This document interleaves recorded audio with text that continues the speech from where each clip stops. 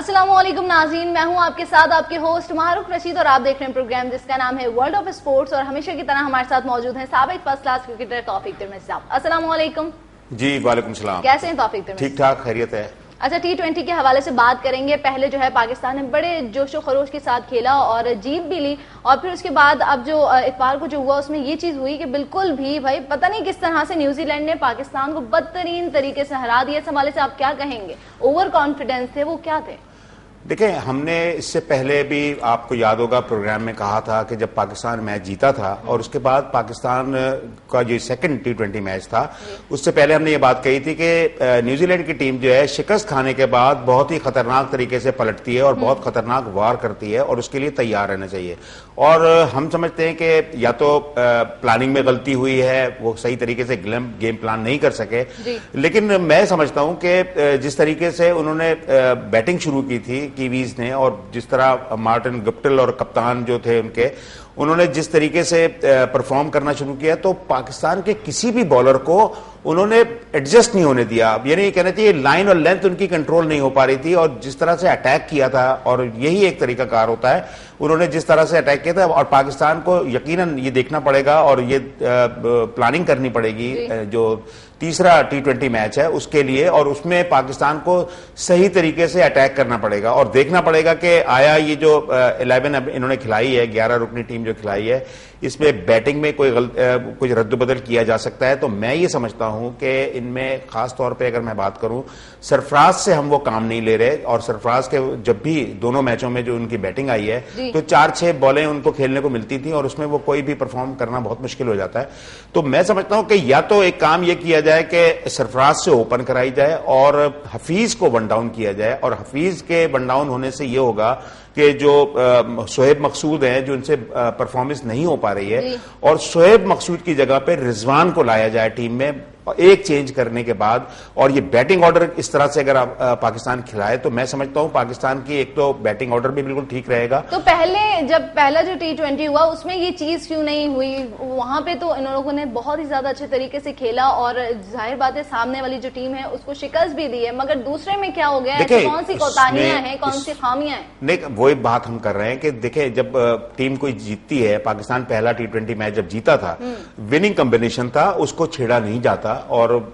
شعیب مقصود سے پرفارمنس نہیں ہوئی تھی، اور جب ہم نے یہ دیکھا کہ دوسرے میچ میں بھی ان سے پرفارمنس نہیں ہوئی ہے، اور فیلڈنگ میں بھی کافی لیپسز ان سے رہی ہیں، تو میں سمجھتا ہوں کہ T20 وہ فارمیٹ ہے جس میں آپ ذرا سی بھی غلطی کریں گے تو آپ میچ لوز کر جائیں گے۔ تو اس لحاظ سے میں سمجھتا ہوں کہ شعیب مقصود کی جگہ پہ رضوان کو ڈالا جائے، اور پھر اوپننگ جو ہے وہ سرفراز سے اور احمد شہزاد سے کرائی جائے، ون ڈاؤن جو ہے حفیظ آئیں گے، پھر 2 ڈاؤن اس کے بعد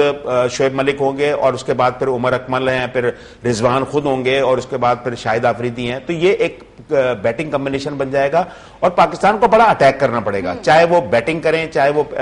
فیلڈنگ کریں، ان کو اٹیکنگ کرکٹ کھیلنی پڑے گی، اور اگر بھرپور طریقے سے وہ اٹیک کریں گے تبھی اس میچ کو جیتنا چاہیے، اور پاکستان کو یہ میچ جیتنا ہے ہر صورت میں، کیونکہ پاکستان اگر میچ ہار جاتا ہے تو پھر ان کی رینکنگ بھی بہت متاثر ہوگی اور پھر پرابلم کریٹ ہوگی۔ جی ہاں بالکل، رینکنگ کے حوالے سے بھی ہم نے کچھ دن پہلے اور کل بھی بالکل اسی حوالے سے بات کی تھی کہ ان کی رینکنگ جو ہے بالکل فرسٹ ٹاپ پر آ جائیں گے وہ، مگر اس حوالے سے یہ چیز ہو گئی کہ 5ویں نمبر سے وہ 6ٹھے نمبر پر آ گئے، واپس سے پیچھے آ گئے۔ وہ ہوتا یہی ہے کہ ظاہر آپ جب ہار جائیں گے، شکست ہو جائے گی آپ کو، تو پھر آپ کی رینکنگ میں فرق پڑے گا۔ تو اسی حوالے سے میں کہہ رہا ہوں کہ اگر پاکستان صحیح طریقے سے میچ کو کھیلے گا اور صحیح جگہ پر صحیح کھلاڑیوں کو کھلائے گا، اور کیونکہ T20 ایسا فارمیٹ ہے کہ ایک دن ہوتا ہے، اور اس دن اگر آپ کا چل گیا تو پھر وہ بہت بھرپور طریقے سے آپ وار کر سکتے ہیں، اور میں سمجھتا ہوں کہ کیویز کے اگینسٹ آپ کو بڑا ہی اوپر آ کے کھیلنا پڑے گا، اٹیکنگ کرکٹ کھیلنی پڑے گی، اور ان کو اٹیک اگر آپ کریں گے تو وہ سب سے اچھا ڈیفنس ہے۔ میں سمجھتا ہوں، اور مشتاق احمد ہیں وہ بھی بہت زیادہ حیران ہو گئے تھے کہ پتہ نہیں کس طرح سے ان لوگوں نے اتنی اچھی پرفارمنس دے دی، کیونکہ ہم نے بھی بات چیت کی تھی اس حوالے سے۔ بات یہ ہوتی ہے مشتاق کیونکہ بالنگ کوچ ہیں اور میں یہ سمجھتا ہوں کہ مشتاق نے جو بات کی ہے وہ ولیمسن اور گپٹل کی بیٹنگ کے حوالے سے بات کی ہے, اور یہ جو پہلی وکٹ کی جو پارٹنرشپ ہے یہ بھی ایک ورلڈ ریکارڈ ہو گیا ہے T20 کا, اور پاکستان کے اگینسٹ جس طریقے سے انہوں نے بیٹنگ کی ہے میں سمجھتا ہوں کہ بڑے ہی بھرپور طریقے جو بھی شارٹ بال ملی ہے اس کا پورا فائدہ اٹھایا. تو میں یہ ایک چیز دیکھ رہا تھا کہ پاکستان کی جو بالنگ ہو رہی ہے وہ شارٹ گیندیں زیادہ کر رہے تھے اور اس پہ ان کے بیٹسمین بڑے اپنے آپ کو مینج کیا ہوا تھا, ایڈجسٹ کیا ہوا تھا. اگر یہ گیندیں آگے کرتے تھوڑی سی اور یہ ان کو ڈرائیو کھلانے کی کوشش کرتے تو اس میں یہ ہوتا کہ تھوڑا سا سیم بھی ہو سکتا تھا, موومنٹ ذرا سی ہو سکتی تھی, تو کچھ پرابلم آ سکتی تھی. لیکن یہ کہ تمام بالرز نے میں نے دیکھا کہ وہ ایک تو ایڈجسٹ نہیں ہو سکے. میں نے جو اندازہ لگایا کہ جس طرح سے انہوں نے اٹیک کیا تھا, پہلے اوور سے اٹیک کرنا شروع کر دیا تھا, تو یا تو 2 گیندیں آف سائڈ پہ کر رہے تھے یا دو گیندیں لیگ سائڈ پہ کر رہے تھے یا پیچھے گیندیں کر رہے تھے, ایک صحیح طریقے سے لائن اور لینتھ پر نہیں کر رہے تھے, بالکل ٹھیک طریقے سے نہیں تھے. اچھا, بالکل اس کو فوکس کرنا چاہیے, اور پہلے بھی ہم اس حوالے سے بات کر چکے تھے کہ جی اوور کانفیڈنس نہیں ہونا چاہیے. ان ساری چیزوں کو اگر مد نظر رکھتے ہوئے وہ آگے کھیلیں گے تو بہت اچھے طریقے سے کھیلیں گے اور جیت کو اپنے نام کر دیں گے. اچھا, اب آسٹریلیا اور بھارتی کرکٹرز کے حوالے سے بات کی جائے تو دورے آسٹریلیا میں بھارتی کرکٹرز کو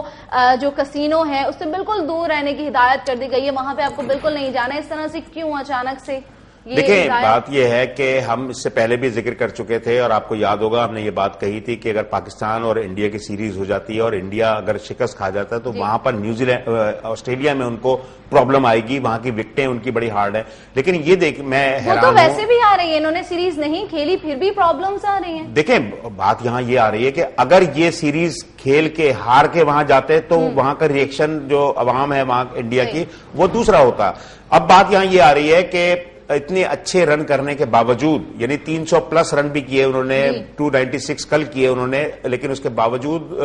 وہ جیت نہیں سکے کیونکہ ان کی بالنگ کمبینیشن جو ہے وہ نہیں بن پا رہا. اور میں نے شروع سے دیکھ رہا ہوں کہ بالنگ میں وہ کافی ہلکے ہیں, بیٹنگ ان کی کافی اچھی ہے. اور جس طرح سے ٹیم مینجمنٹ نے اس وقت یہ بات کہی ہے جب ٹیم برسبن سے ملبرن جا رہی تھی, جو یہ آپ نے بات کی ہے نا کہ کیسینو سے دور رہے, تو یہ ٹیم جب برسبن سے ملبرن جا رہی تھی, اور آپ کو ایک بات اور بتا دوں کہ ملبرن میں جس ہوٹل میں ان کا قیام ہوگا وہاں پر آلریڈی آسٹریلیا کا بہت ہی زبردست قسم کا کیسینو ہے اسی ہوٹل میں. تو میری نہیں سمجھ میں آ رہا کہ کس طریقے سے یہ بات کی گئی ہے. صدر ششناک منوہر نے اور جو ان کے سیکرٹری ہیں انوراگ ٹھاکر جو ہیں, انہوں نے یہ باتیں کہی ہے, لیکن ان کو یا تو ہوم ورک انہوں نے صحیح نہیں کیا تھا اور ان کو یہ نہیں معلوم تھا کہ وہاں پر آلریڈی ایک بہت بڑا کیسینو موجود ہے جہاں پر انڈیا کی ٹیم ٹھہرے گی, اور اگر وہاں ٹیم ٹھہرے گی تو یقیناً وہ پلیئر وہاں جائیں گے کیسینو میں, اور وہاں پر جو بہت سے معاملات ہوتے ہیں اس میں بکیز بھی ہوتے ہیں اور وہ جو جس طرح سے چل رہے ہوتے ہیں. تو میں سمجھتا ہوں کہ ان کو ہوم ورک صحیح کرنا چاہیے تھا اور کھلاڑیوں کو صحیح طریقے سے کنٹرول کرنا چاہیے تھا. وہاں پر کنٹرول نہیں ہو پا رہے کھلاڑی, اور وہ ان کا جو فوکس ہے کرکٹ پر تو اتنا نہیں ہے. یعنی کہ آپ کا کہنے کا یہ مطلب ہے ان کی ہدایت پر یہ بالکل عمل درآمد نہیں کریں گے؟ نہیں, ہدایات جو دی جا رہی ہیں, اب مثال کے طور پہ ہدایت یہ دی جا رہی ہے کہ جی کیسینو سے دور رہیں, لیکن جس ہوٹل میں ٹھہر رہے ہیں وہاں پر آلریڈی ایک بہت بڑا اور بہت زبردست کیسینو موجود ہے. تو یہ ٹیمیں جب وہاں ٹھہرے گی تو یقیناً نیچے اتر کے کیسینو بھی جائیں گے کیونکہ وہ تو اسی پریمیسز میں ہے, اس میں تو کوئی ایسی پرابلم نہیں ہوگی. تو یہ چیزیں دیکھنی چاہیے. مگر یہ ساری چیزیں اس چیز پر بھی ہوتی ہیں, اب سیدھا راستہ اور ایک دوسرا راستہ بھی ہوتا ہے. اب دونوں راستوں کو ایک انسان خود ہی چوز کر رہا ہوتا ہے کہ وہ کس راستے کی طرف. جیسے ہم کرکٹ کے حوالے سے بات کرتے ہیں اس میں فکسنگ کا بھی ایک راستہ ہے, کچھ کرکٹرز نے وہ راستہ اپنایا اور بہت سارے ایسے ہیں انہیں پتا ہے کہ یہ بھی راستے مگر وہ اس پر نہیں جاتے. نہیں, وہ تو بالکل آپ صحیح کہہ رہی ہیں, لیکن اصل مسئلہ یہ آتا ہے کہ آپ نے جو مینجمنٹ وہاں گئی ہے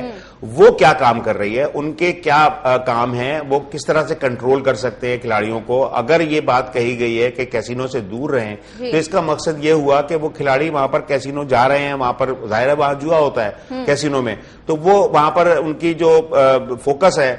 وہ یقیناً کرکٹ سے ہٹ جائے گا جب یہ کھلاڑی ان معاملات پہ چلے جاتے ہیں. اور یہ جس طرح سے انہوں نے صدر نے اور سیکرٹری نے یہ بات کہی ہے, اور ان کو یہ بھی دیکھنا چاہیے تھا کہ جب یہ وہاں گئے ہیں تو جس ہوٹل میں ٹھہر رہے ہیں وہاں پر بھی کیسینو موجود ہے. تو ان کو یا تو اپنی جو مینجمنٹ ہے وہاں کی ان کو کہنا چاہیے کہ ان کو پلیئرز کو کنٹرول کریں اور کرفیو ٹائم ان کا بڑھایا جائے, ان کو